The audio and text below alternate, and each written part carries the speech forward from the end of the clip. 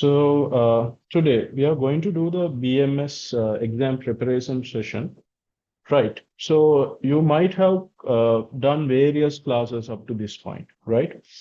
You must have covered classes through vLearning, that would be my sessions, and you might have covered your classes through other providers. It could be various ways. It could be even self-study, right?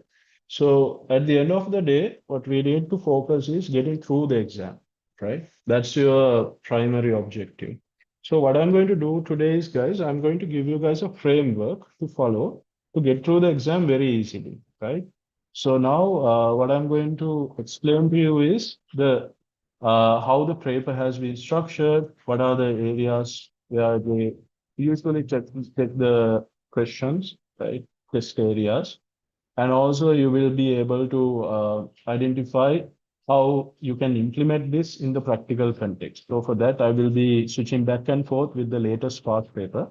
So I can give you that affirmation that this is a productive session for you guys, right?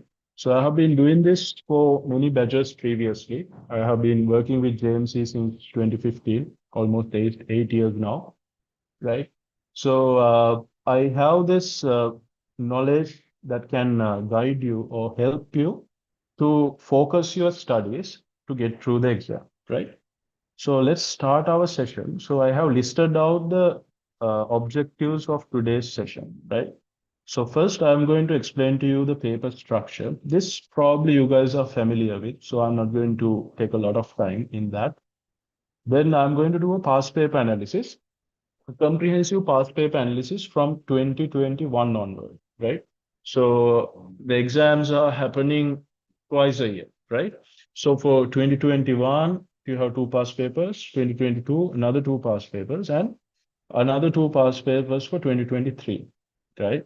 So I'm going to cover six past papers and show you certain patterns that I have picked up, right? That will be helpful for you to gauge what sort of question they might ask, right? So that is a past paper analysis.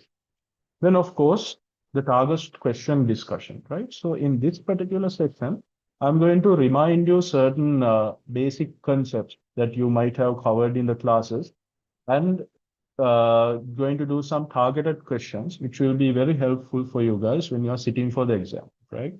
So I'm going to do that. And lastly, the Q&A session. That's an open forum.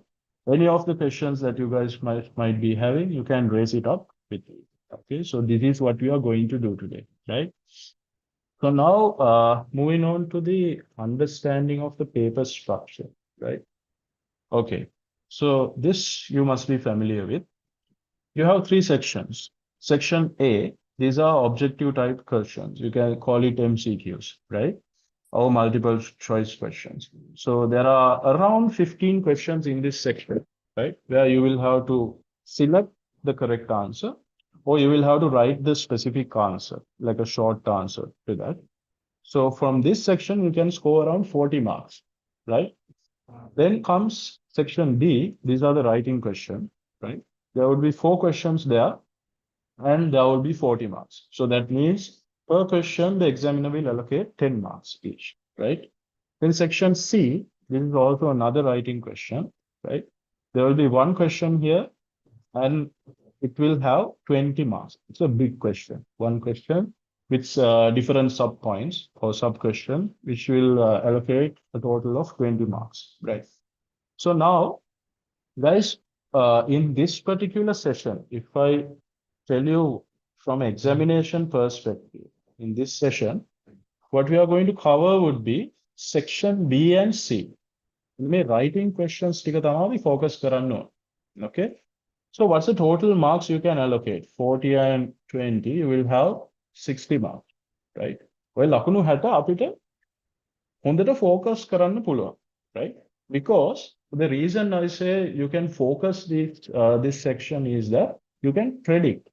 මේක මාර lazy exam එකක් predict කරන්න, right? So you must have done O levels and various other exams in the past, right? It's a bit tricky to exactly say this question number will have this type of question. It's not easy to do that, right? But in AAT foundation, the level that you guys are doing, it's very easy to predict, right?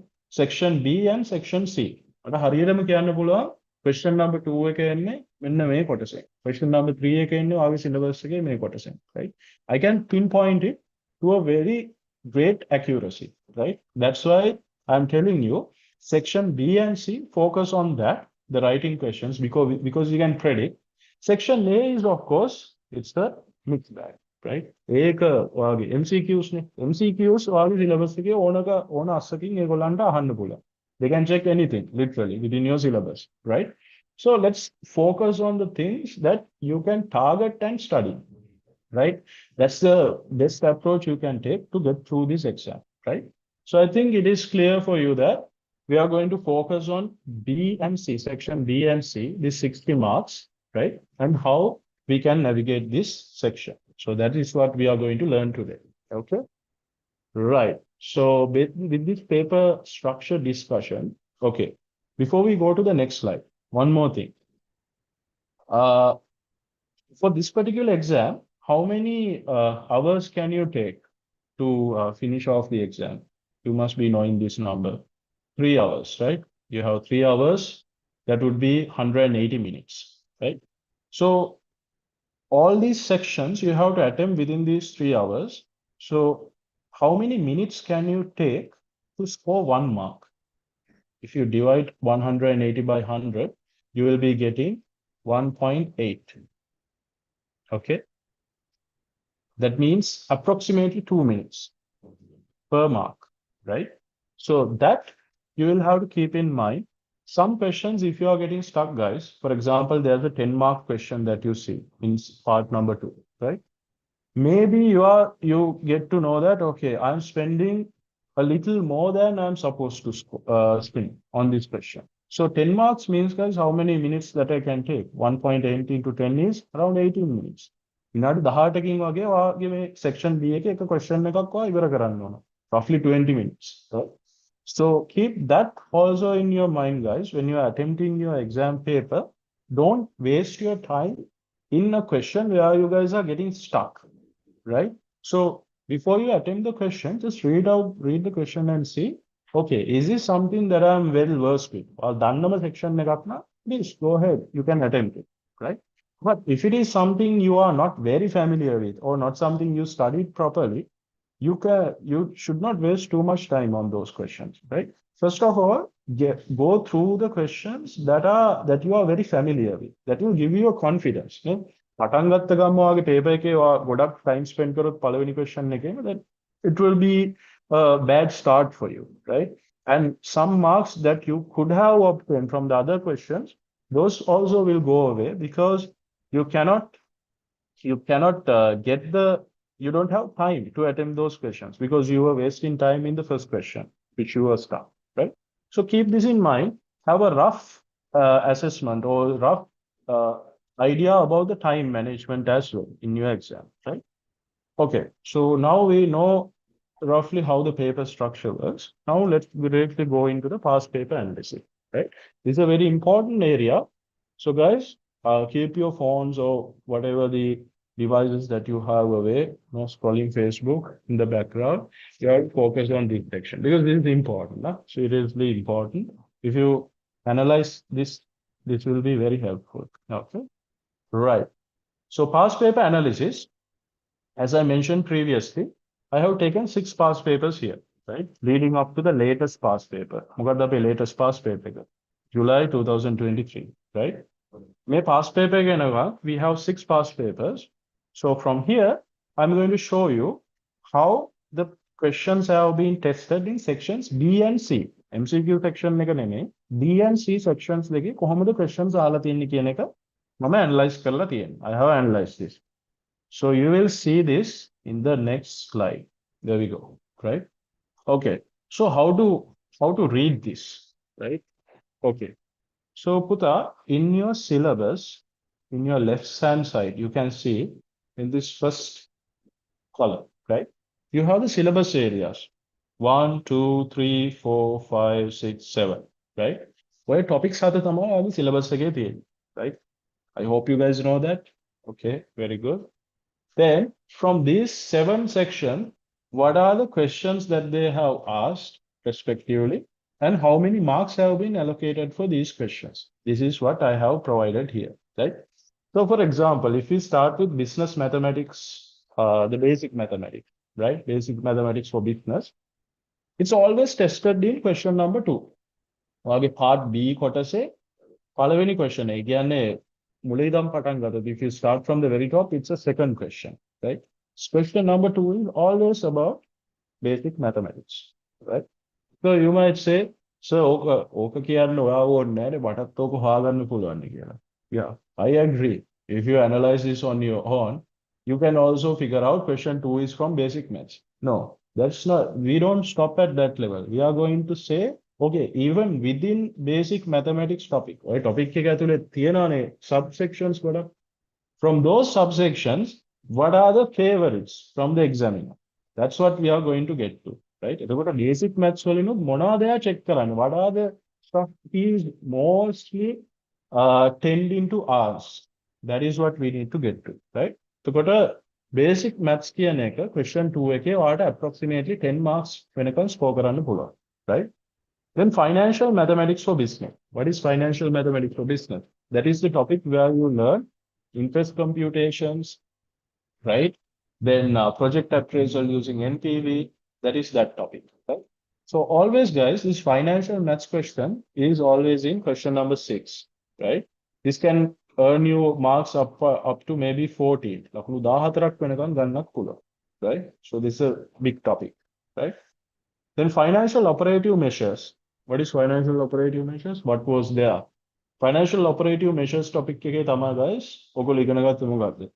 The total revenue, total cost, and total profit functions, the marginal functions, profit maximization, calculus, break-even point. That is that topic, right?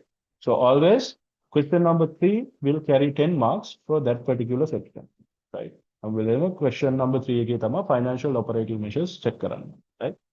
Then data representation methods and data presentation and descriptive measures.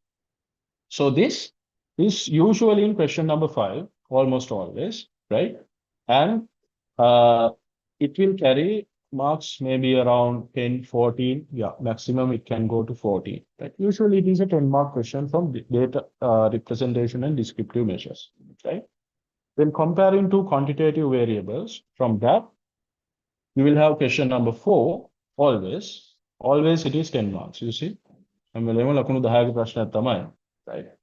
Probability, question number 6 again. Question number 6 එකේ කොටසක් විදිහට තමයි probability එන්නේ.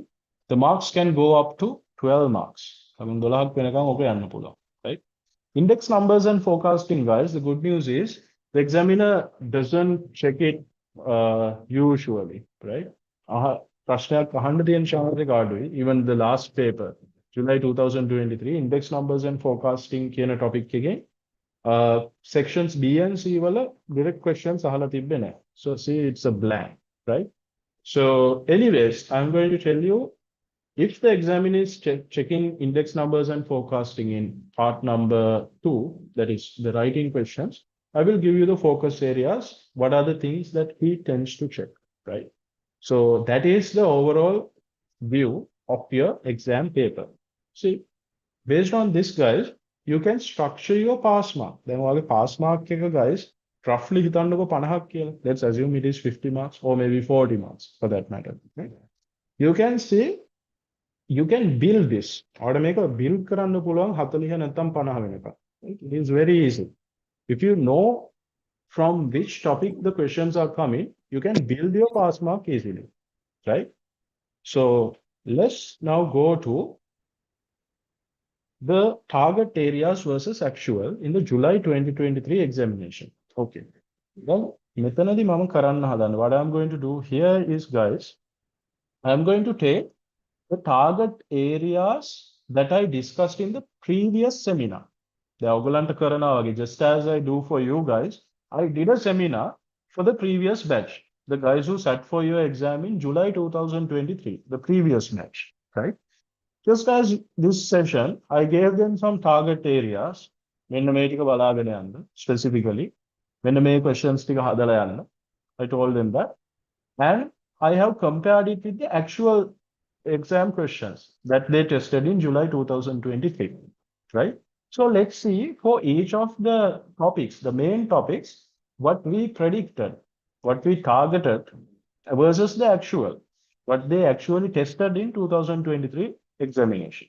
This is just to show you how easy it is to predict and how repetitive and how obvious the examiner is in your exam paper, right? Okay. First, basic mathematics for business. Then basic maths kiwaham puta, you have so many different subtopics, right? What I asked the guys in the last batch is to go through these specific sections, right? Your simple equations, simultaneous equations, product pricing, margin and markup concept, okay? Progressions, fractions and percentages. So I told them, okay, be versed with these areas. I did some questions as well in the classes for these specifically and told them, okay, මෙන්න මේ ටික බලාගෙන යන්න exam එක, right? Now let's see what actually they asked in the examination, right? So I have the paper open here, July 2023. Let me zoom this in for you. Okay. Now, section B, okay, එන්න බලන්න. You have this particular question. This is based on a simultaneous equation, right? And then this is based on a fraction, a public transport question, like fractions and percentages. Very simple question, right? These are like general knowledge sort of questions, right? So these two were exactly here of simultaneous equations and also fractions and percentages kara, right? So guys, මේ දෙක අරගෙන ඊට පස්සේ අන්තිමට තියෙනවා percentages වලින් question එකක්. Section C එකේ A question එකේ, right? They say, okay, the profit has gone down by 4% just to compute the percentage difference, right? So if you were savvy with these areas, you could have got 10 out of 10 marks. A question එක ඔයාලට සම්පූර්ණයෙන්ම හදන්න පුළුවන්, right? Okay, moving on. Financial mathematics for business. Financial maths, you have so many different concepts, right? But in the class or in the seminar series, we ask some specific areas to check. What are those? Loan installment එක හදන විදිය කොහොමද කරන්නේ? Amortization schedule එක, net present value, simple and compound interest formulas. These are the things that I asked them to do. And also we read the loan amortization calculation in the seminar itself. අදත් මම එකක් කරනවා, right? So let's see what they tested. I බලමු මොකක්ද ඇහුවේ කියලා. මේ බලන්න. කොතනද මොන question එකේද තියෙන්නේ financial math? Question number 6 එකේ. See, straight ahead. ගියගාම question number 6 එකේ මොකක්ද මුලින්ම තියෙන්නේ? Calculate the annual installment of the loan if it has been settled within 5 years. Loan installment computation, right? Straightforward formula. We did in the class. We revised in this seminar session, and same thing in the examination. Easy. You can just replicate the same knowledge, right? And the next question is about project appraisal. This is a NPV question, right? Net present value එක හදන්න තියෙනවා projects දෙක, P and Q, and they ask, okay, what is the better option? Simple as that, right? So these two hand in hand, if you knew these two areas, loan installment and NPV, you could have got 11 out of 11 marks. Then ලකුණු 11ක් තියෙනවා. ඒ ලකුණු 11ම ඔයාලට ගන්න පුළුවන්, right? ඊට පස්සේ financial operative measures for business. What are the things that we targeted? The total functions, marginal function, profit maximization and break even. ඔය හතරනේ අපිට target කරන්න තිබ්බේ. Okay? ඔය set එකෙන් third financial operative measures for business කියන එකෙන් මොකක්ද ඇහුවේ ඒගොල්ලෝ? If I go to that question, that is question number 3. There we go, in blue, right? You have, what are the things they ask? The total revenue function, break-even quantity, and the marginal cost, right? Simple as that. TR, marginal cost, and also the break-even point, right? 10 out of 10. Data representation and descriptive measures, right? Data representation and descriptive measures, guys, mean, median, mode, standard deviation, coefficient of variation, those computations. And also I targeted the pie chart. Now you do a pie chart, but it wasn't the case. But anyways, what did they ask in data representation? Okay, let me go to that.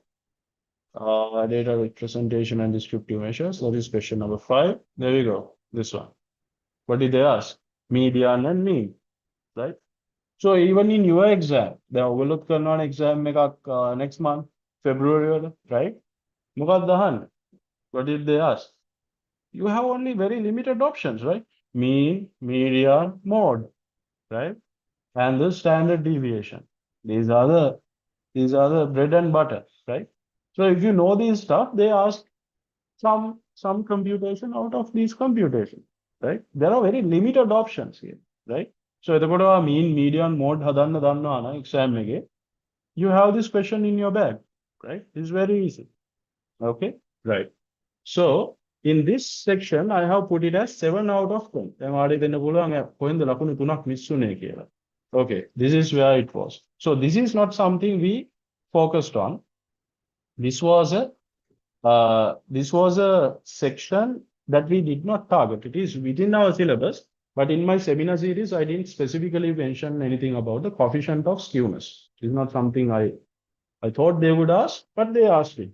Fine, okay, 3 marks. Okay, never mind. Moving on, right? It's not that we did not doing this in the class. It is there in the class, but in our seminar, it's not a focus area, right? Okay, 7 out of 10.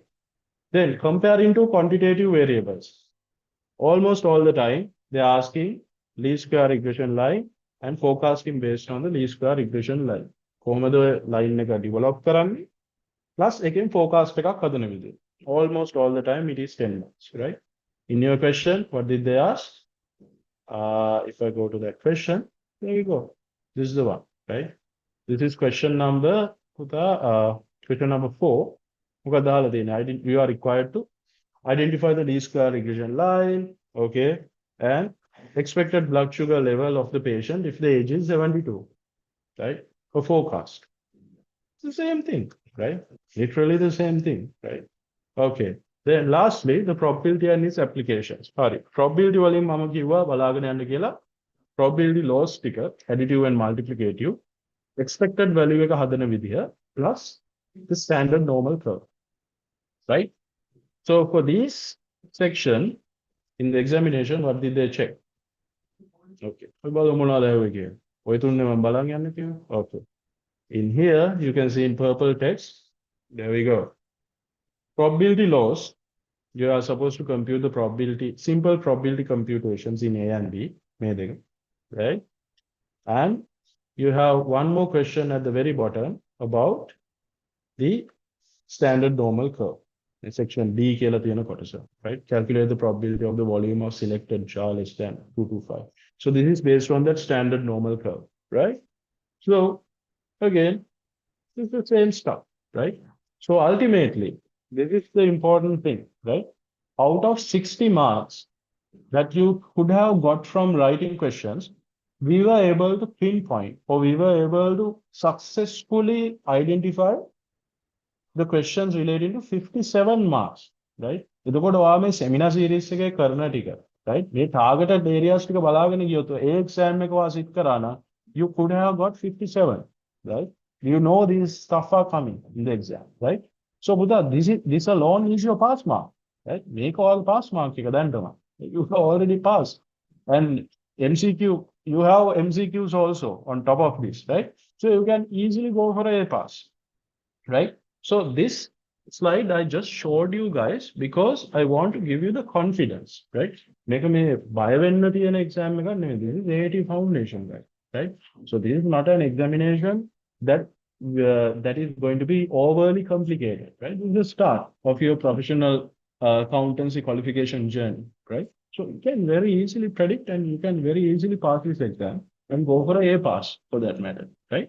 So I hope this gives you confidence that you can successfully predict what they are asking and we are on the right track. අපි යන්නේ හරි පාරේ කියන එක ඔයාලට මේ slide එකේ අවබෝධ වෙන්න ඕන. You should understand that. Okay, clear. Now, any questions so far, guys?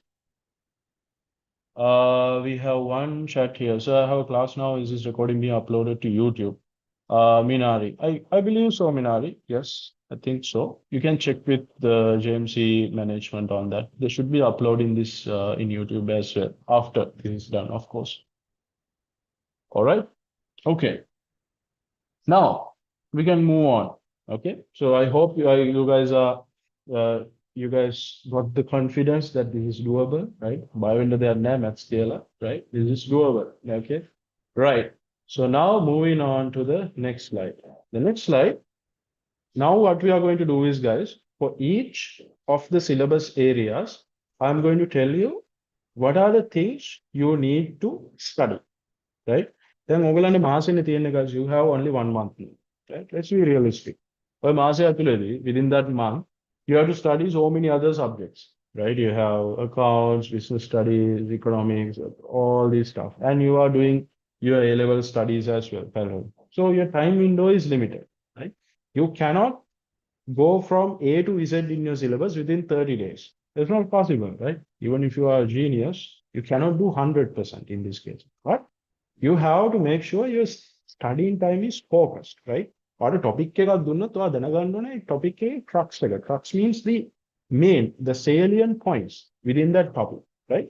So I'm going to tell you from each topic what are the main areas that they always check that you need to be familiar with, right? So we are starting off with basic maths, right? Then basic maths වල guys මම කලින් කිව්වා වගේ it's in question 2 all the time, right? And what are the common areas? These are the common areas, right? This slide, Pudha, the funniest bit is this slide over the 8 years that I have been doing this slide remains the same, right? That's how predictive this is, right? Exam එක ඕනම exam එකක් අරන් බලන්න question number 2 එකේ ඔයාලට question එක කරන්න පුළුවන් මෙන්න මේ ටික දැනගෙන හිටියොත්, right? It is that easy, right? Okay. What are the things you need to know? Simple equations, that is the first one. Okay, right. Simple equations. These are your okay. 2x plus 5 is 12. What is x? That is simple equations, right? Then comes simultaneous equations. Samagami Samikaran. You must have learned in the class how to solve simultaneous equations where there are two unknowns, right? නොදන්නා පද දෙකක් තියෙන function එකක් කොහොමද solve කරන්නේ, right? These are, I would say, all-level maths, right? But these questions are also tested here, right? So on top of that, you should know how to do this from the calculator as well, the simultaneous equations and also the simple equations. These we have discussed in the class, right? Then product pricing, කොහොමද margin එකක් නැත්නම් markup එකක් compute කරන්නේ. So just to remind you guys, margin and markup කියන එක, right? What is the difference between the margin and the markup, right? A margin කියන එක compute කරන්නේ as a percentage of selling price, right? Then markup කියන එක compute කරන්නේ as a percentage on cost, right? I hope you guys remember this, right? So this word play may වචන දෙක පැටලුණොත් ඔයාගේ exam එකේ ඔයාගේ answer එකත් වැරදියි, right? So product pricing question එකක් අහන්න පුළුවන් question number 2 එකේ, right? So if you know this, that is easy, right? Then progressions. Okay. Progressions, you have arithmetic and geometric progressions, right? Single keyword. මෙතන ඔයගලන්ට මේකට කියන ශ්‍රේණි කියලා. සමාන්තර සහ ගුණෝත්තර ශ්‍රේණි. If you guys have done all levels in Sinhala, right? So in this, you need to know how to compute the nth term, n-වන පදය හොයන විදිය සහ what is the other one? Sn. Sn is the sum of n terms, right? You need to know how to compute these two based on formulas, right? Then you have the ratios and the fractions and percentages, right? So you will have how to compute something based on a ratio, right? Let's say you are supposed to split 100,000 rupees to the ratio of 5 to the 2 to the 3, right? Let's say රුපියල් ලක්ෂයක් මේ ratio එකට බෙදන්න කියලා, right? So these sort of very simple questions, right? And fractions and percentages, right? So these are the things that they always check, right? Guys, come on. This stuff, even if you haven't studied at all, right? These are from O levels as well, right? Over O levels, right? You should be in a position to teach me how to do a simultaneous equation, to be very frank, right? So these stuff are very basic, and you can score up to how many marks? You can score up to 10 marks. Again, ලකුණු 10ක් වාට score කරන්න පුළුවන් මේ ටික දැනගෙන හිටියොත්, right? So now, what are you supposed to do with this information? දැන් මේක මම කිව්වට පස්සේ මොකද කරන්න? Nice. It's a beautiful slide. Look cool, whatever. No, what are you supposed to do? දැන් මේ bullet points වල මොකක් හරි තියෙනවා දන්නේ නැති කොටසක්. The area that you are not familiar with, please go and refresh your memory. Not everything. මේ topic එකේ තියෙන ඔක්කොම ටික බලන්න යන්න එපා, right? This is the bare minimum that you need to know, right? So I am going to focus your study attention. In a way, right? If you know this stuff, you can hit this 10 marks easily, right? Okay. So while I'm going through this session, the recording will of course be available. You can also take some notes. මේ points ටික දාගන්න. ඊට පස්සේ බලන්න මේ ටික මතකද? මට simultaneous equation එක හදන විදිය මතකයිද? I can't remember how to do it from the calculator. Rewatch the video, right? Or go back to your notes and see what are the steps that you have learned in the class to compute the simultaneous equations answer using the calculator, right? So that is why I'm emphasizing on this, right? මේ ටිකවත් බලාගෙන යන්න. Okay. Then second topic, financial mathematics for business. Guys, financial mathematics for business, as per your examiner, right? This is a weakness in you guys, right? How does the examiner identify that? කියන්නේ ඔයාගේ paper එක අරගත්තොත් students ඔක්කොම attempt කරාට පස්සේ when everybody has attempted the examination, right? They see that in question number 6 or wherever financial mathematics for business is tested, right? These interest computations, our guys cannot compute it for whatever the reason, right? So it's a blunder, and it is, I don't know whether it's the complication of the study material or the fact that you guys go and grab that concept. It's not a topic, okay, to be very frank, right? So question number 6, under financial mathematics for business, what are the things that they check, right? Almost always. Then අදත් මම ඔයාලට question එකක් හදලා පෙන්නනවා. මෙන්න මේ loan installment calculation එක. This is very important. Okay? You have to compute this. Then you have the amortization schedule, right? This is the loan amortization schedule. Then net present value computation, right? This is the project appraisal part. ඔයාලට cash flows ටිකක් දුන්නාට පස්සේ කොහොමද ඒකේ net present value එක හදන්නේ? That topic. And also the simple and compound interest formulas, right? So you might remember the simple interest formula, I equals X and R, right? Then the compound interest formula, S equals X into 1 plus R to the power N. You remember this stuff? මෙන්න මේ ටික බලාගෙන යන්න, right? So what are the other things that are not covered here? You might be thinking, so blue topic එකේ ඔක්කොමනේ. No, guys. You guys are learning a lot more stuff, right? What are the other things? You will be learning about sinking funds, right? Then you will be learning about changes in the interest rate, right? You will be learning stuff like progressive investment, right? In the sense you are investing on a in fixed time intervals, right? So you are learning many different concepts, right? Out of all those stuff, this is what your focus should be. Focus, right? So today, not to worry, out of this area, I'm going to do a demonstration on the loan installment calculation for the benefit of everyone. This is also tested last time and many other times previously as well, right? Okay, so this is what you need to focus on in financial mathematics for business, okay? Right.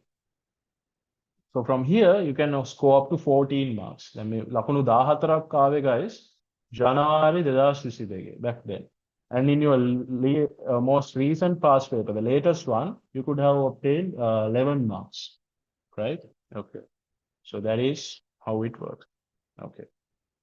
Then the third one, financial operative measures for business. Financial operative measures for business, it's very standard. Question number 3 again, 10 marks. That's it, right? Throughout the history of the last 3 years, these 6 papers, question number 3, 10 marks. What do they test? Okay. These are the things that they check, right? The total functions. කොහොමද total functions ටික හදාගන්නේ? Right? Marginal functions කොහොමද develop කරන්නේ? Profit maximization එක හදන්නේ කොහොමද? Break even point එක හදන්නේ කොහොමද? Right?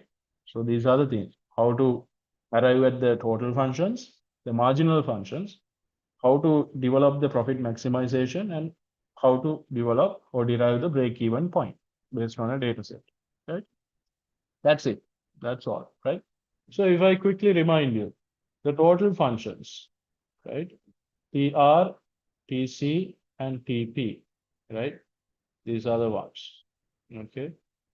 So total revenue. May total revenue TR කියන function එක අපි හැදුවේ කොහොමද class එකේ?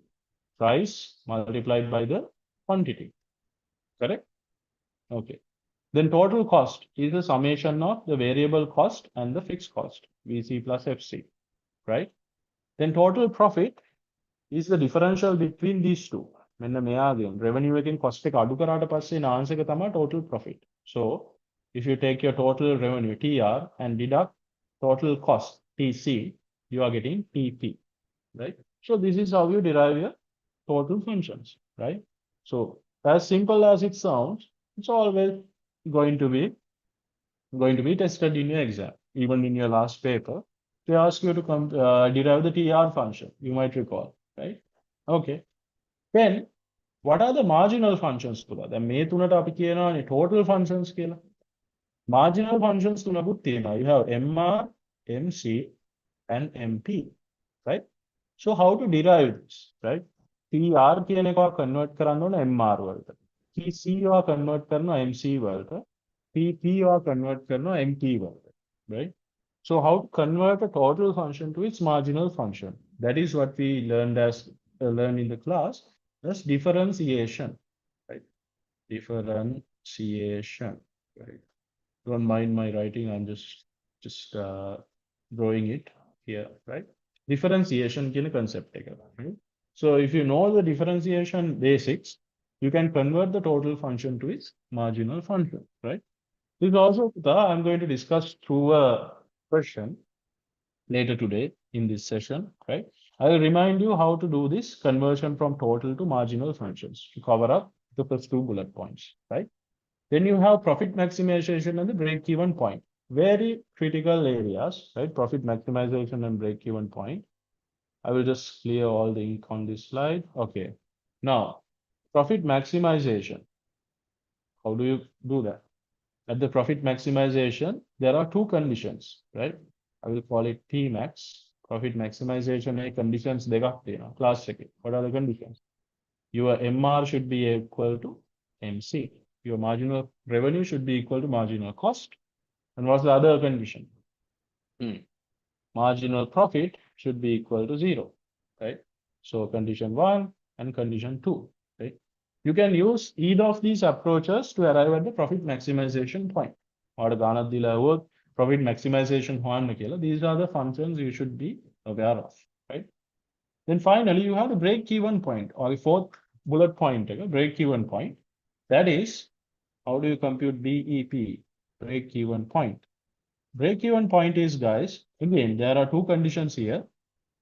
Your total revenue should be equal to total cost, and your total profit should be equal to 0, right?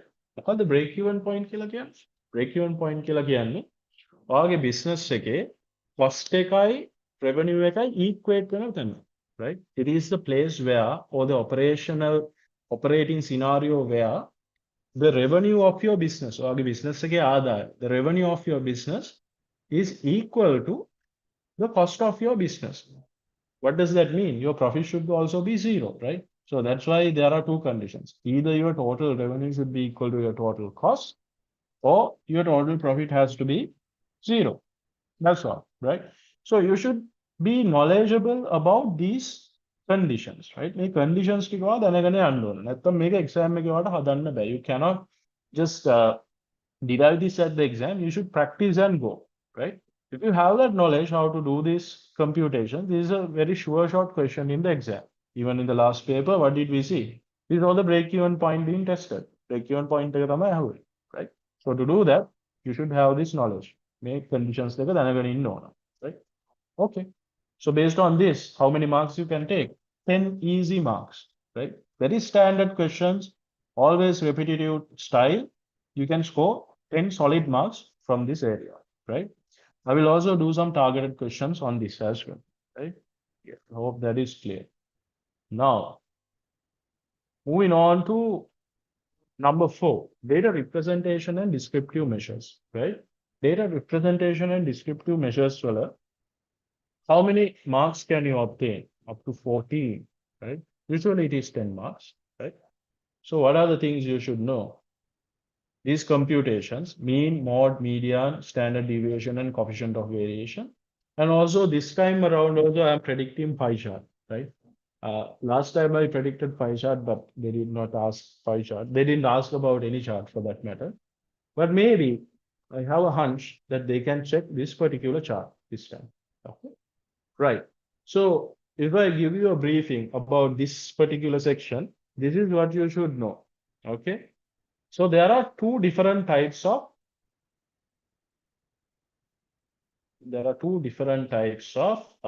data representation methods, right? One is ungrouped frequency distributions, UFD, right? Ungrouped frequency distribution. Then there's something called the grouped frequency distribution, right? If I give you an example, maybe the table දෙකක් දෙනවා මේ වගේ, right? X and F, something like this. X is 1, 2, 3, F is 4, 10, and 15. If they give you something like this, for example, is this a ungrouped frequency distribution or group frequency distribution? So this is ungrouped. Make a UFD, ungrouped frequency distribution. Whereas if your data set looks like this, let's say X and F, let's say 0 to 9, then 10 to 19, then 20 to 29, and your frequencies are 10, 12, and 15. Let's say this is the data set you got. So this is a group frequency distribution. This is a GFD. Why? In your X column, you have class intervals. You have class intervals. There's no fixed amount in the X column, right? So this is something that we call as a group frequency distribution, right? So for two different types of distributions, right? You need to know how to compute what? The mean, then mode, median, MD, and the standard deviation. The same. Group frequency distribution, you need to know how to compute mean, mode, median, and the standard deviation. ඔය ಜಾති දෙකටම ඔය වගේ tables types දෙකටම you need to know how to compute these matrices, these computations, right? That is that. So for this, there are very specific formulas, which is also given in your exam, by the way, right? Our exam paper again, may formulas කොහොමද compute කරන්න කියන්නේ, right? So using those formulas, how to arrive at the answer, right? This should be your basic knowledge about data representation and descriptive measures, right? So that is about the computation side. Then about the data representation side, data presentation side, there are many charts that you have learned, right? You have bar charts, right? You have pie charts, right? You have histograms, right? You have the scatter diagrams. Likewise, there are many ways that you can represent data, right? So out of these, Pudha, just be knowledgeable about the pie chart specifically, because the reason that I'm saying that is, it has been tested in the past, some time back. I can't recall the exact paper. Within the last 3 years, of course, you would see this has been tested. They would ask this mainly due to the reason that the paper is, sorry, the computation or how you arrive at the proportionates in your pie chart. මේ circle එකේ දැන් pie chart එකක් අඳිද්දි මෙහෙම ඔයක pieces වලට split කරන්න එපා. You have to split this into different sections, right? So this particular computation is a little I can't say complicated. It is a little complicated compared to the other types of graphs, right? Then bar chart එකක් වගේ අදින්න කිව්වොත්, if they ask you to do a bar chart, it's almost too easy, right? You should just build up the bars, right? That is pretty easy. But for a pie chart, to compute the proper angle, right, or the section in this circle, you will have to multiply this by 360 degrees, right? I hope you guys remember how we did this, right? So this is something they are more leaning towards to check, just because there's a slight complication in that regard, right? So out of all the charts that you have learned in the class, you have to be very familiar with pie chart. This can be tested. Okay, right. So today, even under this particular syllabus area, I'm going to remind you how to do these computations in first bullet point, the mean, mode, median, and standard deviation for ungrouped and as well as group frequency distributions. I'm going to refresh your memory on that. Okay, that should cover you up for the most part. Okay, then yeah, up to 14 marks. Moving on to the fifth area in your syllabus, comparing to quantitative variables. Okay. Again, standard question number 4, 10 marks, straight on. What are the areas? Least square regression line, right? And also the forecasting based on the least square regression line. Okay. There are no, sorry for that. There are no 3 bullet points. This is actually 2 bullet points. This is not a bullet point. Wait. Yeah, this one is not a bullet point. It's just least square regression line. This is the formula of that. Okay. Then forecasting based on the least square regression line. Okay. So what is this story? මොකද්ද මේ least square regression line කියලා කියන්නේ? There's a question today as well, but I will just give you a reminder. You must be drawing graphs like this, right? Scatter diagrams, where you have the x and the y axis, right? The regression line is this particular line, where you draw an arbitrary line which will cover or which will go close as to many dots. මේ dots වලින් ගොඩක් cross වෙන විදිහට හරි ළඟින් යන විදිහට හරි ඔයා මෙහෙම line එකක් යනවා. If you draw a line like this, that is the regression line, right? So to develop this regression line, there are 2 ways to do this. Regression line කියන එක develop කරන්න there are 2 methods. One is the freehand method, FHM, right? That's how I developed this. That is a freehand method. I didn't think of anything. I just thought, okay, this should be the line that covers up or crosses over most of the points. I just arbitrarily drew it. That is a freehand method, right? But there's a better method. That is a least square regression line method. That is this. Bullet point the least square regression line method. This is what they are testing in the exam, right? They will always ask, develop the least square regression line, y equals a plus bx. For sure, even in your exam, will there be a least square regression line question? 100%, there will be, right? So today we will revise or revisit this section and refresh our memory how to develop this y equals a plus bx function. And also, based on that, how to do a forecast. Now, a formula හදාගත්තට පස්සේ line එක develop කරාට පස්සේ guys, you should know how to use this line or this function to do a forecast for the future, right? So that also I'm going to touch based on in today's session, right? So only these 2, right? So what are the other things in this section? There are many more, right? You must have done the R computation. R කියලා එකක් compute කරා, right? Correlation coefficient, right? Then R squared, coefficient of determination, right? Then there are many classification of variables as x and y, right? Sorry, classification of variables as x and y. Then you have different types of relationship: positive, negative, zero correlation, spurious correlation. Likewise, you learn so many different concepts.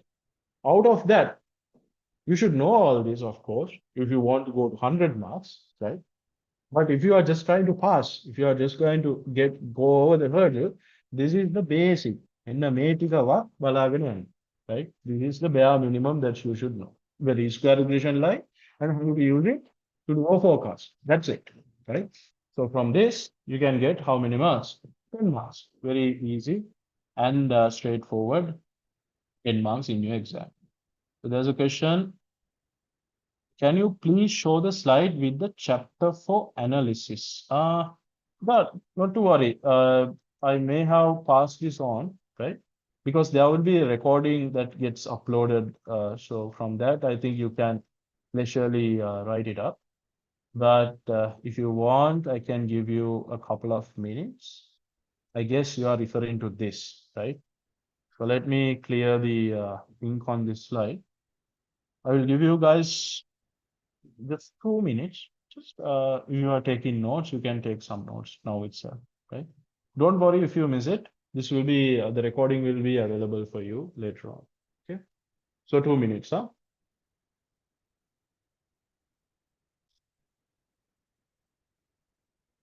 In the meantime, guys, if any of the other students also have any questions, just raise it in the chat, huh?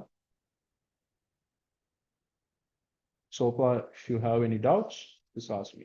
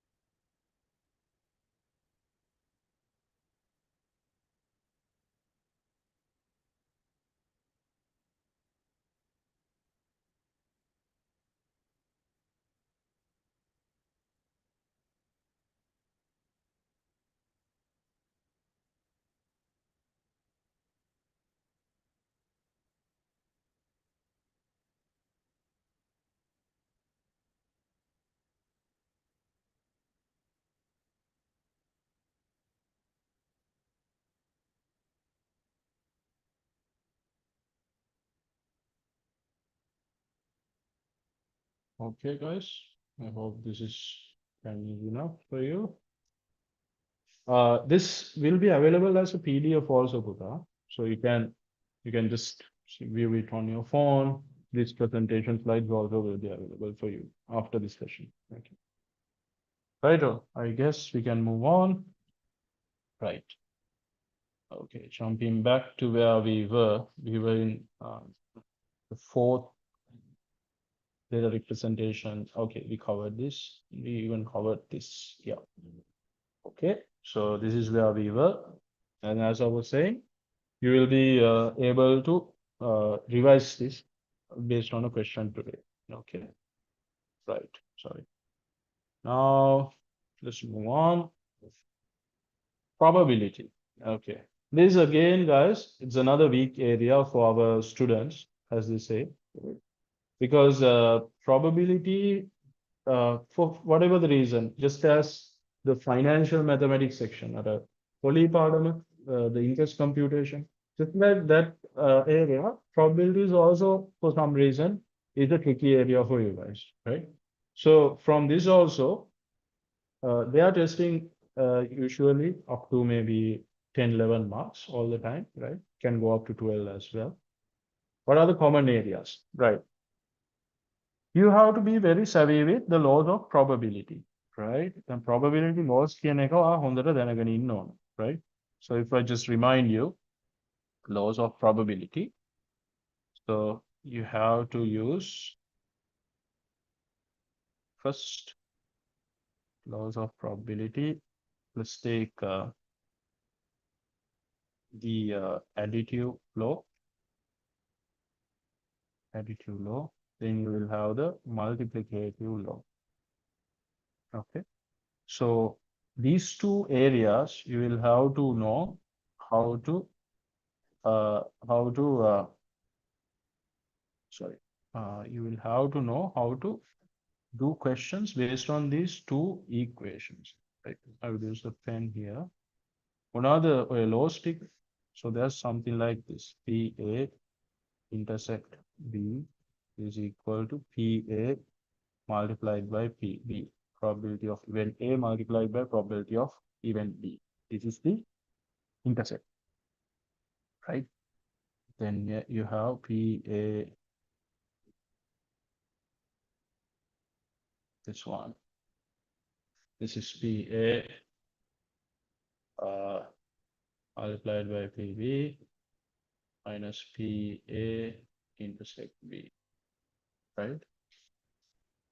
So this is these are the two major laws. There are others as well, but you should be knowledgeable about how to come to an answer based on these formulas, right? So this is this additive law and multiplicative law also. I will give you a diagram where you can refer to these formulas directly, right? And how to use these for computation. That is the first one, right? Laws of probability. Then the expected value. There will be a question today in the target question session about the expected value.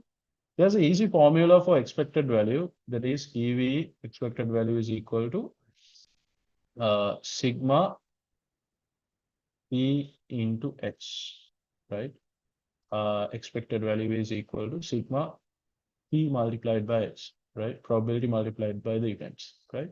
So I will teach you or remind you about this. This is also a very, what do I say, a favorite area for the examiner, right? Then comes the next is standard normal curve. This is an area where you will have to compute the probability on a graphical basis. මට මතකයි ඉතින් මෙහෙම එකක් class එකේ කරනවා. I hope you guys remember something like this. එන්න මෙහෙම graph එකක් කරනවා මතකද?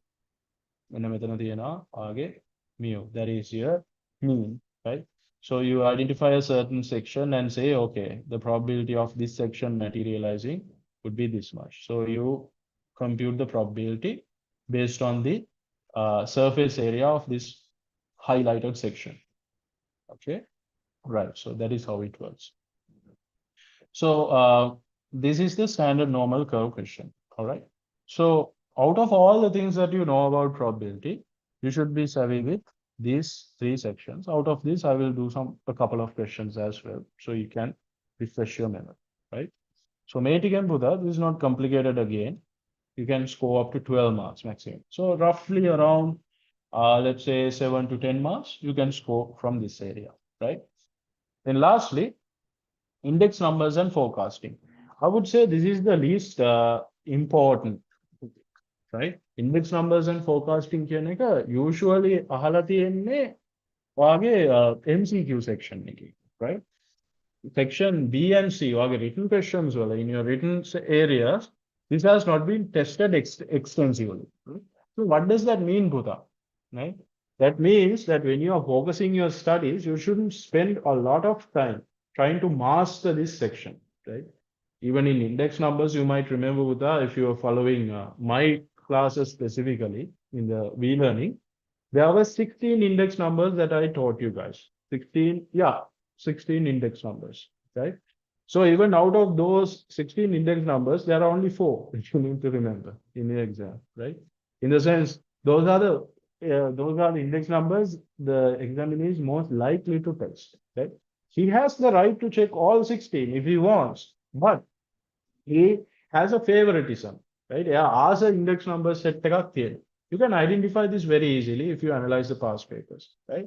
So what I'm trying to get to is that since there have not been questions from this area in the last 3 papers, that's 1.5 years, possible that even in the February paper or Jan paper, Feb 2024, this is where you will do the exam, right?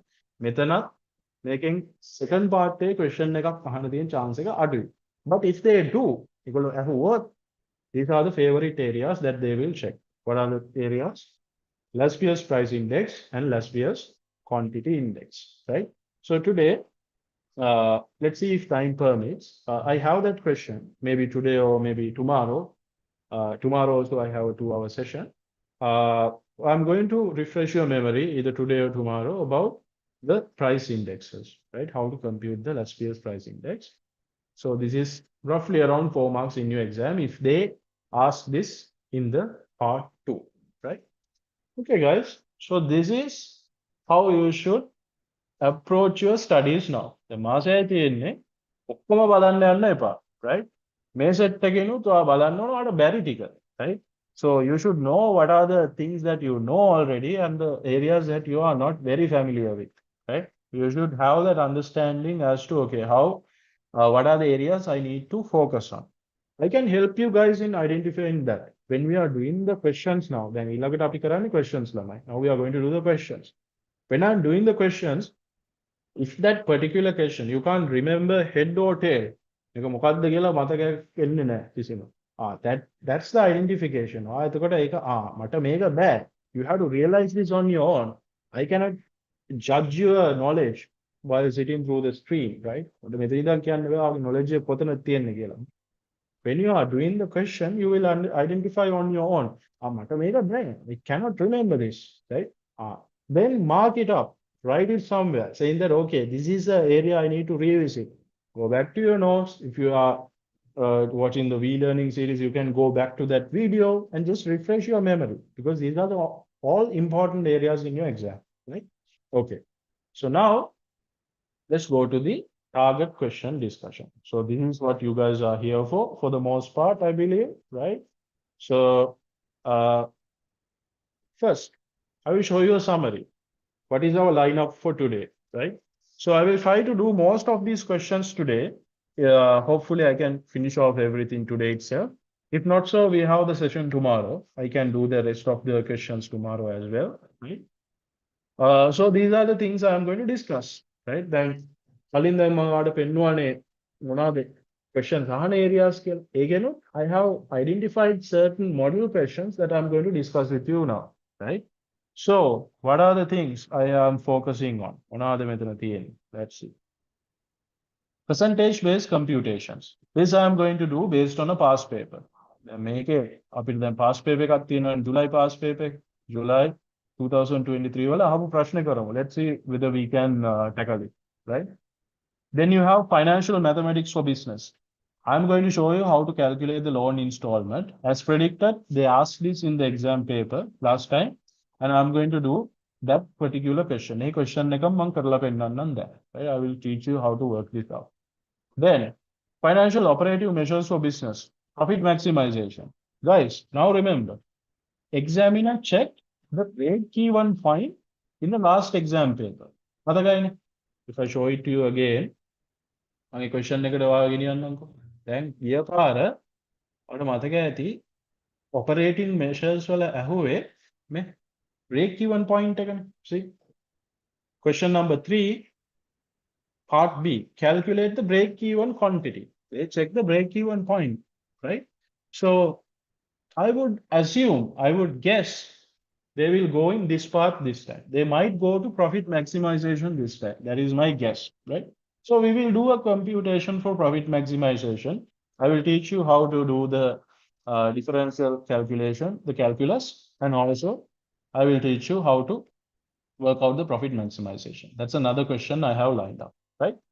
Then data representation and descriptive measures. I will refresh your memory on computing mean, median, mode, and those basic computations under descriptive measures, right? Then comparing two quantitative variables. This is the most famous question they asked. Last time also they asked the same thing. Deriving the least square regression line. I will remind you how to develop that function. Y equals A plus BX. එක හදන විදිය මම කියලා දෙන්නම් ආයි. Okay? Then probability and its applications. I'm going to do a question for expected value. Index numbers and forecasting. I will do last year's price index just in case they ask you to work this out. Okay? Right. So this is our lineup for the day. And let's go one by one. Now, take a piece of paper, have some notebook with you, right? So when I display this in the screen, these questions, you can also give it an attempt as I perform the computation and just try to memorize, try to recall your studies. Now you have done I would assume you have covered your syllabus to the greater degree. So ideally you should be able to do all this stuff. As I'm doing it, you also try to perform this on your own and realize, okay, whether it's doable for you or not doable. That is your responsibility. Okay. Now, coming into question 1. Now I'm going to show you fraction-based computation, right? This is directly a copy paste from your past paper. I took this just because I can show that the same type of question that they have asked, right? So let's read it. In a manufacturing company, the proportion of employees using public transport is 7 out of 25 of a total of 350 employees. The company is planning to start a staff transport service for those who are using public transport, right? We are required to calculate the number of buses to be allocated if only 50 employees can be accommodated on one bus, right? මොකද්ද කියන්නේ මේගොල්ලෝ? මේගොල්ලෝ කියනවා employees ලා 350ක් ඉන්නවා. There are 350 employees in this company, right? Then the company is planning to start the staff transport service එකක් දෙනවලු කාටද? For the people who are using public transport. Bus එකේ කෝච්චියේ එන කට්ටිය. Public transport people. How many people are there in the public transport method? කී දෙනෙක් එනවද public transport වල? 7 out of 25 they say. 7 out of 25, right? So for those guys only, we are going to offer a staff transport facility. So we are going to allocate buses, and in one bus, there can be 50 people. That's it, right? So for this, how do you compute the answer now?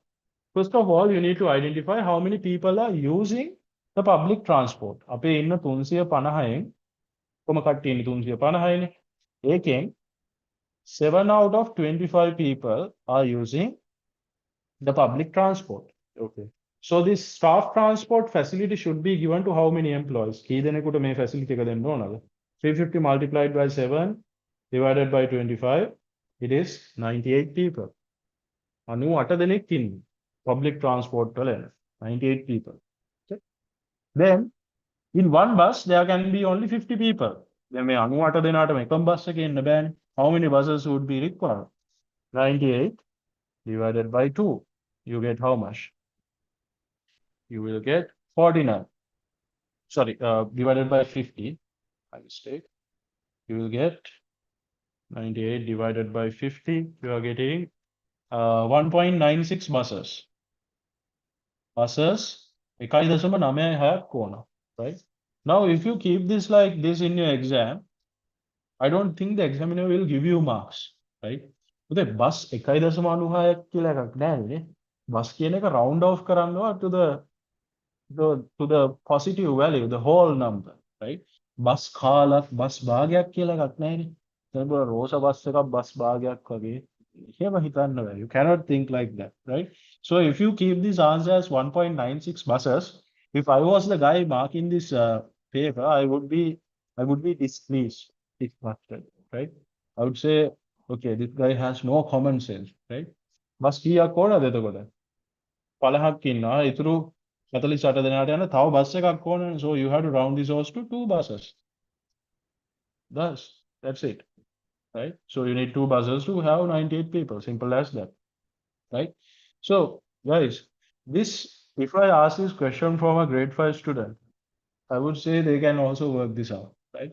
So that's why you don't need to freak out about this exam. If you did your work, this is one of the easiest exams that you can get through, right? So no need to worry. Just follow my guideline. Just target these areas that I'm telling you. Work out these questions. You can easily get through. Okay? Right. Good. Now, I think this question is done. I don't expect any questions from you guys for this particular question specifically. Hope not. Okay, cool. Right. Moving on. Question number 2. Calculation of the loan installment. Make a financial maths wala very favorite question of the examiner, right? How to compute the loan installment, right? We learn this in class. We do revisions, we do model questions. For whatever the reason, our guys cannot work this out still, right? So now, if you learn it from me, this is the same way you have learned it. But if you followed some other tutor, or you did self-study, just forget about all what you know about installment. Just focus on this now, okay? Now, to compute the loan installment, there's a very simple formula, right? The formula is given in your screen. Installment එක හදන්න නම් you have to take your loan and divide it by something called the cumulative discounting factor. We give the abbreviation as CDF. Okay, right. So now to compute this CDF, right, there's another formula. CDF is equal to 1 divided by R multiplied by 1 minus 1 divided by 1 plus R to the power n, right? So alternatively, you can use the CDF table as well to get the answer. Okay, right. So may පල්ලෙහා තට්ටුවේ may denominator එක හදාගන්න. To compute this denominator, you have to use this particular formula. That's it, right? Okay. So keeping this knowledge in your mind, let's go to the question that they asked in the paper, right? So this is the exact question that they asked last time. Pasan is looking for a loan scheme to support his higher studies. He comes across a bank from which he can obtain a loan of 800,000 rupees at an interest rate of 9% per annum. Calculate the annual installment of the loan if it is to be settled in 5 years, right? Okay, loan nega 800,000, right? The interest rate is 9% per annum, and this has to be settled in 5 years. They are asking you to compute the annual installment, right? So guys, to compute this installment, if I say, okay, you actually go to a bank today or tomorrow, right? You ask the loan officer there saying that I need a personal loan of, let's say, 1 million rupees, right? He will tell you, okay, sir, he will do some computation in his calculator or his computer. He will say exactly, sir, මාසෙකට රුපියල් 40,000ක් ගෙවන්න ඕනේ. You have to settle an installment of 40,000 rupees per month, right? He works this out, right? කොහොමද යා හදනවනේ ඒක. That is what we need to know, how to work out this installment. මාසෙට ගෙවන ගාන කොච්චරක් වෙන්න ඕනද, right? So you might think, if you don't have any knowledge at all, there's a possibility that you will think, sir, loan එක ලක්ෂ 8යිනේ, 800,000, right? Then what if I divide this by 5 and say my installment is how much? 800 divided by 5, you are getting, okay, 160,000. So make an installment. Is this the installment? No. Why? There's a component interest. පොලියක් හැදෙනවනේ මේකට නේ. There's an interest component as well. එතකොට මෙහෙම approach කරොත් මේක වැරදි, right? Then you say, okay, sir, what about this? 800,000 වලට මම add කරනවා අපේ interest එක. If I say the interest is this much, 800,000 multiplied by 5 years multiplied by my rate is 9%. අපි හිතමුකෝ මෙහෙම හදුවා කියලා කවුරු හරි. Someone who doesn't know the proper concept, right? So my interest is 360,000, right? So sir, my loan installment would be 800,000 loan. My interest is 360,000 for 5 years. අවුරුදු පහක මගේ interest එක 3,60,000. This divided by 5. How much are you getting? 800 plus 360 divided by 5. You are getting 232,000. Okay. So guys, is this correct? This is also incorrect.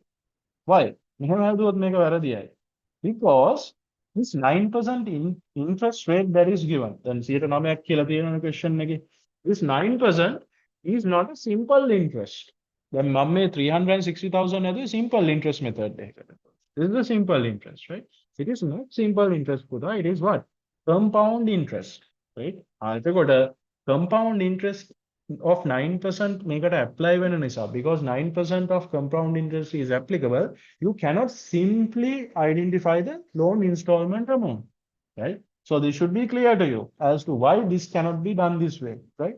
Okay, what is the proper way to do this? The proper way to do this was given previously. මේ තියෙන්නේ මෙන්න මේක තමයි ඔක හදන විදිය, right? Installment is loan divided by CDF. Okay, now let's work this out. මේක දැන් අපි හදමු, right?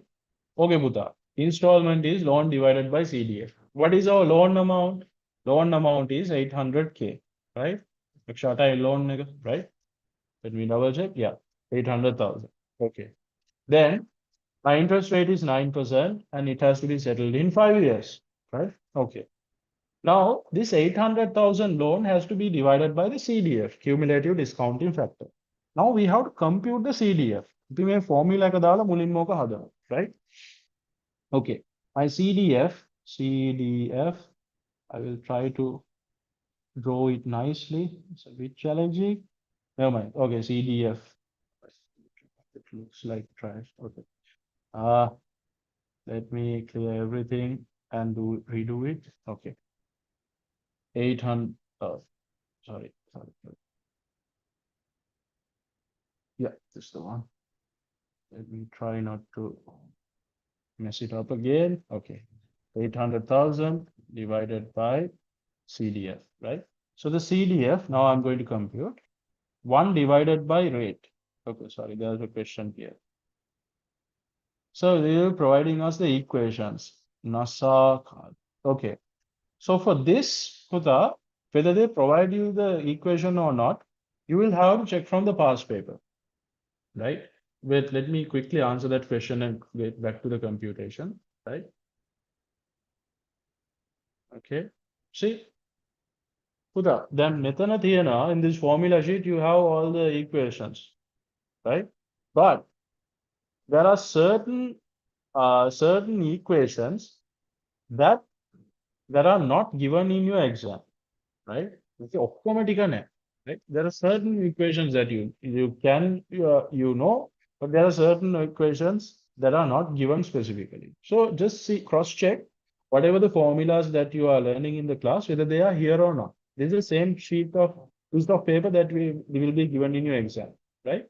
So මෙතන නැති ඒවා ටික you will have to buy heart, right? If something is here, that's cool. If not so, you will have to buy heart. And carving of Fonseca has already, okay, he has given the answer. That's very good. Okay. Hadala Ivara, I think I'm lagging behind. Okay. Right. So let me work out the CDF. Okay, interest rate is 9% for 5 years. Okay. My rate is 9%. My R is 9. 1 minus 1 divided by 1 plus R is again 9%. Okay. Then N is how many years? You are preparing this loan after 5 years, right? Okay. So make our answer got to 1 plus 9%. That is 1.09 to the power of 5. 1 divided by that answer. 1 minus that answer divided by 0.09. You are getting 3.88. Let's say 3.89, right? 3.89.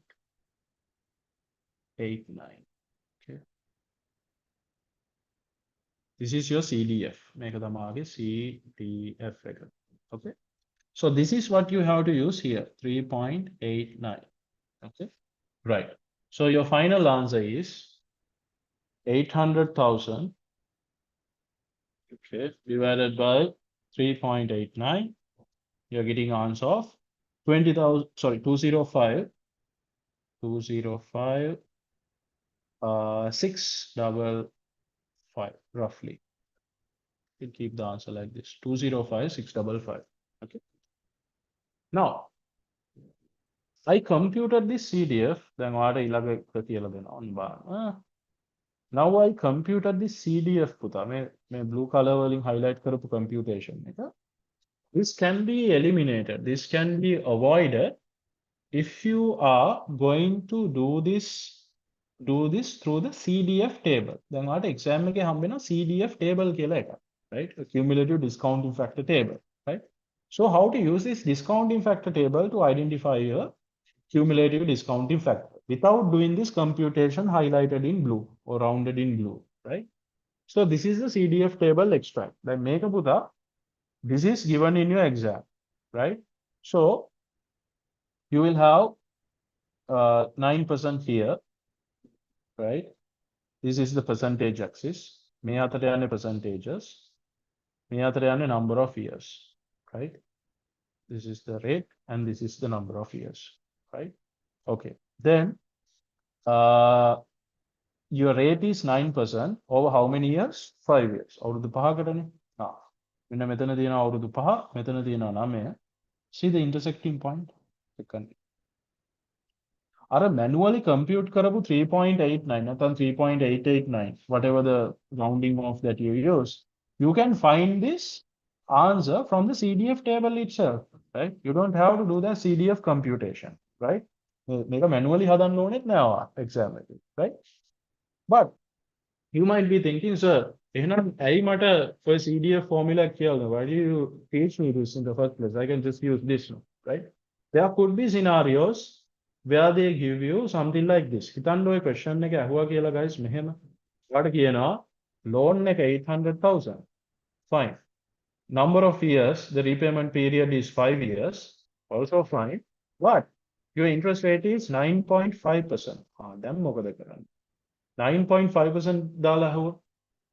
පුතා 9.5 එක නෑනේ මේකේ. Rate එක තියෙන්නේ 1 2 3 4 in whole numbers, right? 8%, 10%, 9%, right? 9.5 is not there. If by chance the examiner asks something like this from you, you should be able to work out this CDF manually. මේ CDF එක manual හදන විදිහත් ඔයා දැනගෙන ඉන්න ඕන, right? So that is why this formula is important. I hope that is clear, right?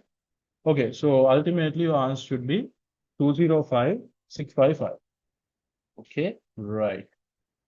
Okay, now there's a question in the chat. Sorry, 1 second. So if you do this shortcut without finding the CDF, where the CDF is in there, will they reduce mark? Of course not. Because this literally give you the CDF table, right? You go to CDF table, that means they expect you to use it, right? CDF table cannot be used only in scenarios like this. In the මේවගේ case වලදී තමයි ඔක් කරන්න, right? What is that? If they give you a fraction like this, මෙහෙම fraction එකක් දුන්නොත් තමයි ඔය case එකේ, right? CDF table එකේ fractions නෑ, right? You only have 1%, 2%, 3%, likewise whole numbers. Okay, so I hope that is clear. Okay, so in the exam, if you just write this, මෙන්න මේ ටික විතරක් හැදුවා, ඒ හොඳටම ඇති answer එකට. That's all, right? Full marks. So let me go back to the chat. Sorry. Yeah, I think there was an answer previously. I think that answer is also correct. Just double check. Huh? So this is how you do the loan installment computation in your paper, right? So how many marks did you get for this? Okay, paper let me double check. 3 marks. 3 easy marks, right? Okay, now 3 marks now. පාට මේක හදන්න කොච්චර වෙලා ගන්න පුළුවන්ද exam එකේ? How many marks? 3 marks. Per mark, how much time can you allocate? Around 1.8 minutes. Let's say that is 2 minutes. You should be able to do it within like, say, 5 to 6 minutes, this particular question. But if you guys know the formula, then the formula එක දන්නවා නම් හරියට, will it take 5 to 6 minutes? Of course not. It could take maybe 2 minutes to work this out. 800 divided by this number, which is in the table, 205. Done. Moving to the next question, right? So you can save a lot of time if you know the theory well, right? Installment loan CDF. That's it, right? So be mindful about the mark allocation as well, right? Okay, question number 2 is good to go, I guess, right? Any questions? Don't be shy. There are no stupid questions, right? One question, I don't mind, right? You are here to learn, right? If you guys know everything, why would you join this session, right? You are here to ask questions. Right? I won't be roasting or making anyone look bad. Just ask away. Okay. Right. So moving on. Okay, this also I will clear all the ink. All right. Question 2 is done. Right. Now coming into profit maximization. Okay. So question number 3 is from the from our quantitative methods for business. That topic, right? How to compute the profit maximization. As I told you previously, since the examiner did break-even point last time, we tested the break-even point last time. So I would say they might check profit maximization this time, right? So my target question is here. So the profit maximization of the business can be expressed as follows. Okay, you have MR equals MC or MP equals 0, right?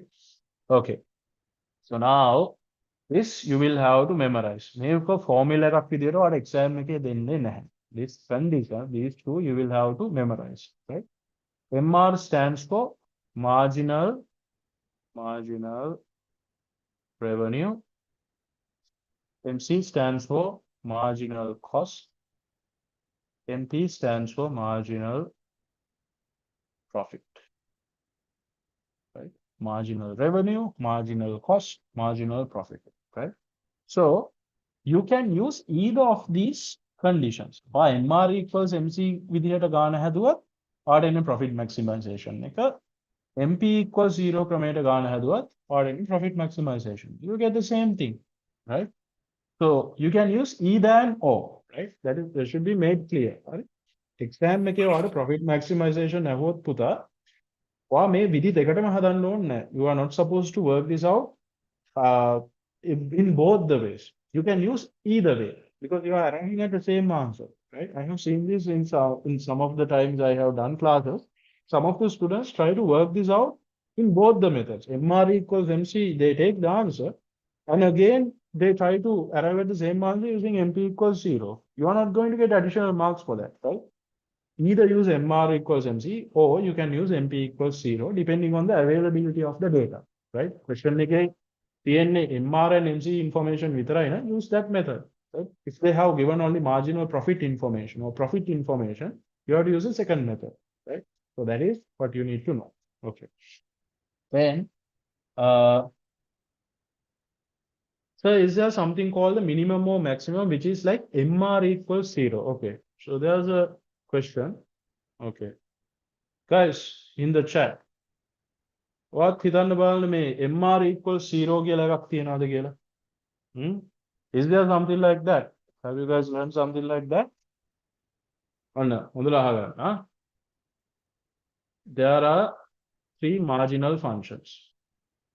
MR, MC, and MP. Right? මේ තුනම 0 කරන්න පුළුවන්. MR equals 0, MC equals 0, MP equals 0. I am developing three conditions. Okay. Now, from this, MP equals 0. This is the familiar one. This is the one you know. This is the one here. Maybe this is something you know. What is MP equals 0? This means profit maximization point. ඒක හරිනේ. ඒක අපි දන්නේ ඒක. Right? This is the profit maximization. Cool. What about the other two? MR equals 0 and MC equals 0. What do these mean? පුතා marginal profit එක 0 වෙද්දී වගේ profit maximize වෙනවා නම් in the same logic, if your marginal revenue is 0, that is where what happens? මොකක් maximize වෙද්දීද මේක 0 වෙන්න ඕන එහෙනම්? මොකේ maximization? It has to be revenue maximization point. Got it? Same logic. MP equals 0 එකේදී profit maximize වෙනවා නම් MR එක 0 වෙද්දී මොකක්ද වෙන්න ඕන? Revenue maximize වෙන්න ඕන. Right? Your business is earning the highest possible revenue, not the profit. Profit is MP. Right? You are earning the highest possible revenue in MR equals 0 condition. Then what about this? MC equals 0. මෙතනදී මොකක්ද වෙන්න ඕන එහෙනම්? ඔයාගේ business එකේ පුතා try කරන්නේ cost එක වැඩි කරන්නද අඩු කරන්නද? What's your objective? You are not trying to maximize the cost, right? Cost එක maximize කරන්න යන්නේ නැහැ පුළුවන් තරම් වියදම් කරනවා. That's not the objective. What are you trying to do in the cost side? You are trying to minimize. So then MC equals 0 is cost minimization point. These are the conditions. Okay. Now guys, OAT game. Now remember guys, the examiner is usually like 99.9% sure they are only going to check this. Right? මේක තමයි අපි class එකේ ඉගෙන ගන්න. This last condition. Right? Profit maximization, profit maximization, profit maximization. But in case if these guys ask about the revenue maximization, they haven't checked it before. But if they really want to make someone miserable, they can ask something like this, right? If they say, compute the quantity at which your revenue is maximized. Profit, no, revenue is maximized. Then what is your condition? MR equals 0. Then or they say compute the number of items that has to be produced to minimize your cost. Then your MC has to be 0. That is your condition, right? But never before they have asked this. මේක මම මේ question එකක් ආපු නිසා ඇහුවේ. මේක මෙහෙම අහලා නැහැ. හරි? ඒ නිසා බය වෙන්න එපා. මෙහෙම එකක් ඉගෙන ගත්තේ නැහැ කියලා. This is not something they have tested before, right? It's good to know. Okay, fine. Is there a question called profit minimization? No, Buddha. There's no such thing as profit minimization. Right? Profit minimization කියලා එකක් එන්නේ නැහැ. මොකද business එක අපි achieve කරන්න යන්නේ මොකද්ද? We are trying to achieve the profit maximization. If you start a business today, what are you trying to achieve? You're trying to maximize the profit as much as possible, right? So there won't be something called the profit minimization computation, right? Okay, from a mathematical standpoint, you can sort of determine it, but this is not something they will ever ask, right? Because that is counterproductive, right? Counteractive to the business objectives. We are trying to maximize it. Okay. Cool. So I think you guys understood this. All right. So at the end of the day, what you have to remember is your profit maximization. There are two conditions. And now we are going to go for a question. Let me clear all these in. Righto. Now, before you go to the question, this is a very simple diagram that I used in my classes for you to understand how to derive these marginal functions, right? Then, මෙන්න මේ marginal functions තුන, these three are very important for us for our profit maximization computation. Why? Because මෙතන තියෙනවා marginal revenue. මෙයා marginal cost. මෙයා marginal profit. Always marginal, marginal, marginal. That's the function you have to use, right? So you need to know how to arrive at these marginal functions. ඔය තුන හදන විදිය දැනගෙන ඉන්නට ඔයාට equation එක දන්නවා MR equals NC වෙන්න ඕන කියලා දන්නවා. You know that. But how to arrive at these sections or arrive at these formulas? That is what you need to figure out, right? So now this diagram shows how you can derive these marginal functions. Okay. So let's see first one, total revenue function. Through differentiation, you can make it the marginal revenue function, right? ඔයාගේ total revenue function එක ඔයා හදාගත්තට පස්සේ පුතේ ඔයාගේ differentiation කරොත්, if you differentiate the total revenue function, the result will be what? Marginal revenue. Similarly, when you have the total cost, if you differentiate that, you are getting what? The marginal cost function, right? Total cost එක differentiate करो, marginal cost again, right? Similarly, total profit. If you differentiate the total profit function, you are getting the marginal profit function, right? I hope this is clear. Now, මේ top line එක හදන විදිය, ඒ කියන්නේ මේ total functions හදන විදිය ඔයා දැනගෙන ඉන්න ඕන, right? I briefly explained it to you in the previous slides as well. How do you compute TR? TR is equal to price multiplied by the quantity, P multiplied by Q. That is the function for this, right?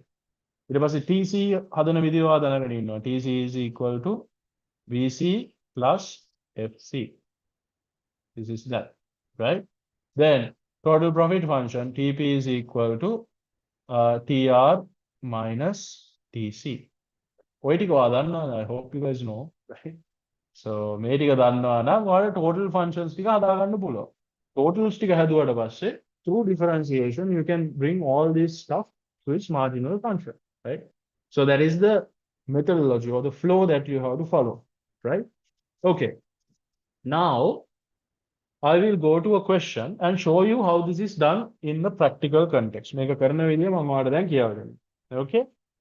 Right. So now there's a question here. This is also a past paper question, not the recent past paper, sometime before, right? This is where the profit maximization has been tested, right? Now let's read. Let me clear this slide. Okay. The total revenue function and the total cost function of the product A is given by TR equals 20x plus 3x squared.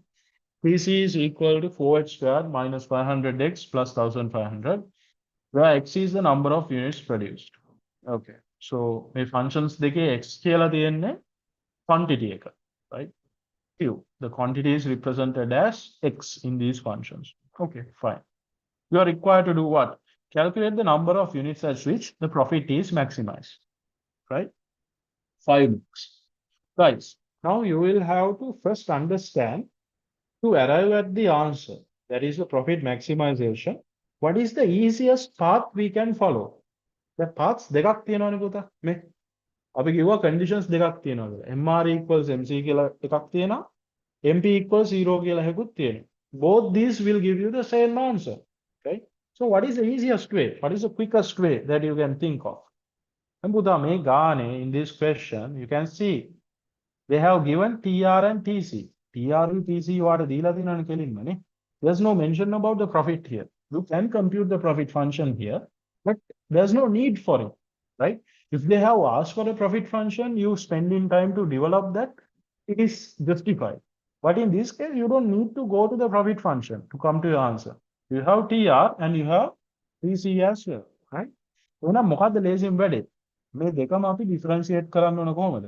TR differentiate කරන්න ඕන MR වලට, EC වට differentiate කරන්න පුළුවන් MC වලට. You can convert total revenue to marginal revenue, total cost to marginal cost.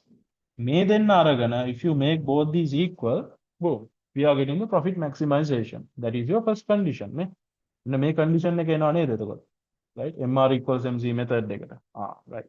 Now, what you need to do is put a total revenue function through differentiation, you are going to get the marginal revenue. Total cost function, through differentiation, you are getting the marginal cost function. Right? Make both these equal. Make the equal karapuga, mada answer again non. Right? Here's the question. Oh, sorry, answer. Inga, very good. 260. I think that's the correct answer also. Right. So for everyone, I will show you how this is done now. Okay. Right. Let me clear the screen over here. This one as well. Now I'm going to differentiate these two functions, right? Okay. So now, first I'm going to differentiate TR function. Okay. Let me clear this down. Okay. TR is equal to 20x plus 3x squared. 20x plus 3x squared, right? So now how to differentiate this? The differentiation logic is, for differentiation terminology, dtr to the basis of dx. dtr divided by dx is equal to, what a මතක මම මෙහෙම function එකක් කියලා දුන්නා. y equals axn කියලා function එකක් තිබ්බොත් make a differentiation result again known dy divided by dx is equal to n multiplied by ax to the power n minus 1, right? So this should be your function. Okay. So based on this logic, Puta, if you differentiate this first section, 20x කියන එක 20x කියන එක පුතේ ඒකේ power එකක් අපි නොලියුවට in this first part 20x we don't write a power over there, right? What's the power? ඔතන තියෙන බලය මොකක්ද ලියුවොත්? It should be to the power 1, right? So that power has to come in front as a multiplication. 1 multiplied by. මේ බලන්න මේ n කියන එක මෙතෙන්දී මොකද වෙලා තියෙන්නේ? n කියන එක ඉස්සරහට ආවිල්ලා තියෙන multiplication එක, it has come in front as a multiplication. 1 multiplied by. Then this ax section should be here represented as it is. So instead of ax in this question you have 20x. 20x කියන එක හැමෝම ලියන්න. Right? Then the next section තියෙන power එකෙන් එකක් අඩු වෙන්න ඕන n minus 1. See? මෙතන n කියන power එක මෙතෙන්ට differentiate කරාට පස්සේ it becomes n minus 1, right? So the power that was there is 1 minus 1. Okay. So similarly you are supposed to differentiate this part as well. 3x squared එකත් ඔන්නම differentiate කරනවා using the same logic. So the power here in this is 2. 3x squared නැතිනේ 1 2 කියන එක ඉස්සරහට ගන්නවා. 3x එහෙමම ලියනවා 2 to the power 2 minus 1, right? So the differentiation result mr is equal to 20 x to the power 0 කියන්නේ 1 with 20 plus 6x. That's it. Right? මෙතන to the power 1 කියලා ලියන්න ඕනේ නැහැ. You don't have to write this because x to the power 1 is equal to x. It's the same thing, right? Wait, I will teach this again. Make a clear with 20 multiplied by 20x is 1 multiplied by 20x is 20x to the power 0. 1 minus 1 is 0, right? Plus 2 multiplied by 3 is 6x to the power 1. මේ answer එක ඔයාලට ලියන්න පුළුවන් ඒක ලස්සනට ලියනවා නම් this is not the proper way to write it, right? You can further simplify this to 20 x to the power 0 කියන්නේ පුතේ 20 20නේ. මොකද x to the power 0 කියන්නේ 1. ඕනම number එක to the power 0 is equal to what? 1. So that means 20 multiplied by 1 is 20, right? Plus 6x to the power 1 කියන එක මේ to the power 1 එක ලියන්න ඕනේ නැහැ. You can just write it as 6x. So this is your differentiation result. Okay. Is it compulsory to show the working for change in the TR into MR? Yes, you will have to show this, Puta, because how many marks are allocated to this question? 5 marks, right? So if you just, I mean, out of the blue, if you write this, maybe you can, right? If you have this practice, you can directly do this conversion very easily, right? But just show this working. Because for the marking, in the marking scheme, if they have allocated some marks for the conversion, they should be able to see how you derive this answer. To be there, you have copying from somebody, right? So just don't write it out of the blue. Just show that, okay, this is how I arrive at this M mark. For that conversion, there will be marks allocated. Okay, right. So now, guys, this particular conversion, this differentiation, for some of the guys in this session today, maybe they are clueless, right? Maybe this sounds like Greek to them, like what the hell just happened, right? If you are one of those students, I'm not going to ask or just make you just try to embarrass you, right? If you are one of those students, make sure you go back and work this out. This is in your presentations, this is in your notes, right? This is in my videos or whatever the classes you have attended. This must be there, right? So if you don't have this knowledge to do this conversion properly, please go back and try to do this on your own, right? Refresh your memory. ආයෙත් කරලා බලන්න. මේක මතක නැත්තම් that means 10 marks are gone in your exam. Straight ahead, right? Simple as that. So this is just one conversion. Now අපි දැන් මුලින්ම කරේ තාම we only converted this. We only converted this part. මේක විතරනේ තාම හැදුවේ අපි මේ. This one, right? So that means we have to do the next part as well. TC කියන එකත් MC කරන්න ඕන. ඊට පස්සේ අපිට equal කරන්න පුළුවන්, right? So let's differentiate the TC function as well. So to get some space, Puta, I will just get rid of this function. Okay, right. All right. Now I am going to differentiate. Yeah, the total cost function. PC. PC is equal to 4x squared minus 500x. 4x squared minus 500x. Okay. Plus 1500. Plus 1500. Then moka differentiate කරන්න ඕන. Then මේකත් අපි කැලේ තුනකට differentiate කරමු. There are 3 sections in this formula, right? Let's differentiate all 3 sections separately. dTc to the basis of dx. Then පළවෙනි section එකේ තියෙන power එක මොකද? 2 නේ. 2 multiplied by 4x to the power 2 minus 1 minus 500x කියන එකේ තියෙන power එක 1. You bring it in front as a multiplication. 1 multiplied by 500x to the power 1 minus 1 and 1500 කියන එක differentiate කරාම what එන්නේ කියලා? 0. The differentiation result of any fixed or a constant amount is 0, right? Okay. So that is a law. That's like a standard, right? That's something we have discussed previously. Any fixed amount, 100,000, if you differentiate, what's the answer?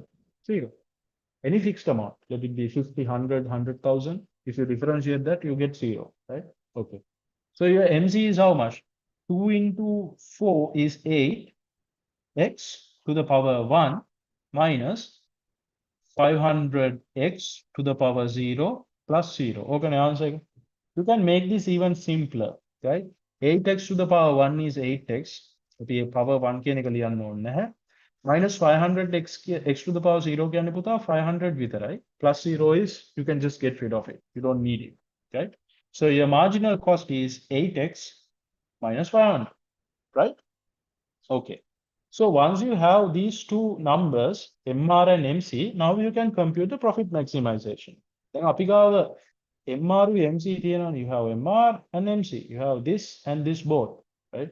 This is one part, this is the second part. Where they come done, you can compute the profit maximization now, right? So let's do it. At the profit maximization, your MR is equal to MC, right? So what is your MR? 20 plus 6x.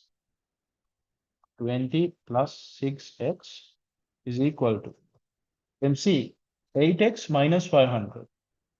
8x minus 500. Okay. So you have to simplify this now. What I will do is I will just bring this negative 500 to the other side, right? That will make it 20 plus 500. Negative equation sign have the positive and it becomes positive, right? This 6x, I will take it to the other side. That will make it 8x minus 6x. The positive becomes a negative when we push it to the other side, right? So your answer here is 520 is equal to 2x, right? Then x is equal to 260. This is your answer, right? Okay. X is equal to 260. So the answer that we had previously is correct. Yeah, I have this answer in the chat. Very good, right? So this, I would assume this time around, they will check this one. Okay, right? So be very familiar. Now, I'm not going to ask each and everyone, guys, do you know this one? Do you know this particular computation? No, this is your game, right? I'm just facilitating you, right? So make be honest with yourself. You have one more month, right? You have one more month to go. You can make many things happen within 1 month, right? So if this is not something you are familiar with, if you can't grab this question, definitely we'll have to go back and revise this particular section. All right. Okay. So guys, there are, sorry, there's another message. When we are doing the break-even point question or the profit maximization on top of the question, we should write, yes, that's very right. So the message in the chat says, when we are doing the break-even point question or the profit maximization on top of the question, is it a must to write at the break-even point? Yes. So what he is saying is, may MR equals MC කෙනෙක් ලියන්න ඉස්සර වෙලා, you can write it like this, at profit maximization point කියලා දාලා ඉවර වෙලා, then you can write this condition. This is the better way to do it. Yes, of course. Since I'm just struggling to just draw this in the PowerPoint, I didn't write this as it is. But when you are doing this in the paper, when you are writing this up, you can simply write it. You can say, before you head on, say, kapaattam MR equals MC you can say, at the profit maximization point, okay, this is the condition, MR equals MC. Then you can continue and develop your answer. So that's a valid approach that you can use. Okay, right. So be familiar. This is your bread and butter. මේක තමයි ඔයා දැනගන්න ඕනම section එකේ පාඩම, right? So make sure you are well versed before you go to the exam about this. Okay, right. So now, guys, we only have another 10 minutes to wrap it up. So what I will do is I will cut it short at this point, because if we go to the next question, we will be struggling for time, right? So we will wrap it up for today. And tomorrow we will continue the rest of the questions, and I will also give you some pointers for the MCQ discussion as well. අපි මේ ඔක්කොම කරන්නේ මොකටද? Today's section, we were only focusing on the writing question, B and C, right? Sections B and C. So tomorrow, after we do the rest of the questions, what are the rest of the questions we have lined up? Calculation of mean, median, and mode, least square regression line, expected value, and last year's price index. So all this we will do tomorrow, right? And also I will give you some pointers for section A as well, your MCQ paper, right? So target your studies accordingly, and I will meet you guys tomorrow. Tomorrow it's not at 4 o'clock, it's at 5 o'clock. So from 5 to 7, I will meet you guys again and do the rest of the session. All right. So I'm available on WhatsApp. You must be having my number. I'm on the vLearning group chat, right? So you can just direct your questions at me. I will be happy to answer all of those, even if you didn't get the chance to ask right now. Okay. Right, guys. I will see you guys tomorrow then. Take care. Have a good evening.